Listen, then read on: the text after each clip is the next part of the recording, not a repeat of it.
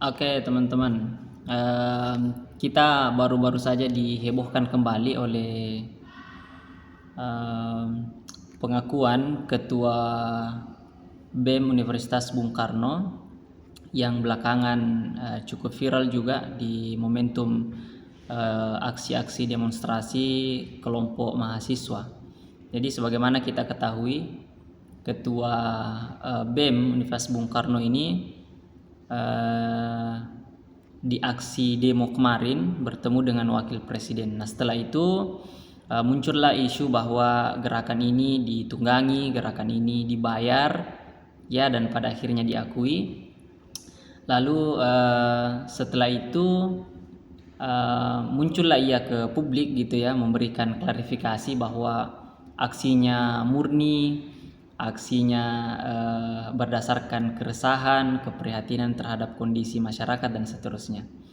Nah, lalu baru-baru ini akhirnya ia tampil kembali dengan pengakuan bahwa ternyata kelompok yang dipimpinnya, dalam hal ini BEM Universitas Bung Karno, itu memang menerima uang ya puluhan, bahkan diduga hingga ratusan juta, dan menurut pengakuannya itu dari pihak kepolisian. Nah, di video ini saya tidak ingin menjelaskan dari sisi konspirasi-konspirasinya, tapi saya ingin menjelaskan bagaimana sih seharusnya gerakan mahasiswa itu menjalankan fungsinya dan bagaimana kaitannya nanti soal independensinya yang kita hubungkan soal uang. Oke, jadi kita ingat teman-teman semua, kita tahu bahwa gerakan mahasiswa itu kan punya fungsi yang namanya gerakan politik ekstra parlementer. Jadi gini, dalam sistem politik modern kita mengenal istilah trias politika atau pembagian kekuasaan, di mana kekuasaan itu dibagi sedikitnya dalam 3 cabang kekuasaan: eksekutif, legislatif, dan yudikatif. Masing-masing punya wewenang. Apa tujuan atau maksud dari pembagian kekuasaan ini? Kita tahu dari satu adagium yang sangat populer, yaitu power tends to corrupt, absolute power corrupt absolutely. Jadi disebutkan oleh Lord Acton bahwa kekuasaan itu punya potensi yang disimpangkan atau disalahgunakan. Maka ketika kekuasaan itu terpusat pada satu orang, satu pihak, satu kekuatan, maka itu satu indikasi yang kuat bahwa kekuasaan itu pasti disimpangkan. Nah, dalam politik modern itu yang dihindari dengan adanya trias politika atau pembagian kekuasaan. Tapi singkat cerita, fakta di lapangan kita temukan bahwa legislatif yang punya tugas mengawasi dan mengimbangi kekuasaan eksekutif agar tidak sewenang-wenang kepada rakyat, itu nyatanya bukan, kalau kita mau pakai bahasa halusnya, bukan tidak terjadi tetapi tidak efektif. Karena itu kita sebagai masyarakat sipil sebaiknya juga tidak berpikir bahwa, dan seharusnya kita tidak berpikir bahwa setelah pemilu selesai kita mewakilkan dalam tanda petik nasib kita kepada wakil-wakil kita di Dewan Perwakilan itu, ya kita juga ikut serta tetap mengawal dan memantau jalannya pemerintahan. Maka tentu pertanyaannya, siapa yang bisa melakukan itu? Tentu idealnya adalah kita semua, masing-masing kita semua melakukan pengawasan terhadap pemerintah. Tapi kan nyatanya masing-masing di antara kita ini sibuk dengan aktivitasnya masing-masing. Saya sebagai pengajar ya sibuk di lembaga pendidikan. Teman-teman yang sibuk bisnis ya sibuk dengan bisnisnya masing-masing, yang bekerja part-time dan seterusnya. Pada kesimpulannya kita semua sibuk dengan pekerjaan masing-masing. Karena itu kita menemukan ada nih satu kelompok yang cukup ideal untuk mewakili aspirasi kita sebagai masyarakat selain yang formal, yaitu Dewan Perwakilan Rakyat. Namanya mahasiswa. Kenapa mahasiswa? Yang pertama, karena dia anak muda. Kenapa anak muda? Karena anak muda itu yang pertama, dia punya kekuatan. Ini adalah bugar-bugarnya seorang manusia. Kemudian dia punya waktu yang relatif bukan longgar juga ya, tapi lebih luas lah untuk melakukan kerja-kerja politik, kalau kita ingin sebut seperti itu. Yang ketiga, mahasiswa ini sedang berada di puncak-puncak idealismenya. Mereka sedang lagi asyik-asyiknya belajar, membaca, berdiskusi, berdialektika dan seterusnya, sehingga hal-hal seperti ini sudah makanan sehari-hari yang namanya mahasiswa. Tapi kenapa gerakan mahasiswa itu seringkali sebutlah ditunggangi atau tidak efektif, atau justru juga ikut berkhianat kepada rakyat? Karena ada satu fakta yang jarang diungkapkan oleh orang ataupun kita sebagai orang-orang yang terlibat dalam organisasi mahasiswa, organisasi kepemudaan, yaitu soal uang. Kita jarang membahas ini dengan serius, seolah-olah persoalan uang itu hanya urusan pihak-pihak tertentu, sebutlah pimpinan-pimpinan organisasi, tanpa perlu melibatkan anggota-anggota, kader dan sebagainya. Nah, disinilah titik mula dan celah di mana gerakan itu ditunggangi, gerakan itu berkhianat kepada rakyat, gerakan itu menyimpang karena uang. Saya ingin kasih satu gambaran yang sederhana gitu ya. Saya istilahnya tumbuh besar di organisasi ekstra kampus gitu. Saya pernah aktif juga di organisasi intra kampus, cuman tidak sampai level pimpinan. Ya, yang saya cukup intens, cukup memahami dengan baik yaitu organisasi ekstra kampus. Tapi saya coba kasih gambaran di intra kampus. Karena saat itu kami sempat buat event gitu ya. Untuk setiap event yang kita kerjakan itu, ini pada saat itu kami buat event skala nasional gitu ya, skala nasional. Kan biasa tuh ya, kita HMJ, Himaprodi atau skala BEM buat kegiatan-kegiatan yang tajuknya nasional. Kita datangkan pemateri-pemateri yang skala nasional, pembicara, narasumber dan skala nasional. Taksiran dana yang dibutuhkan itu ratusan juta.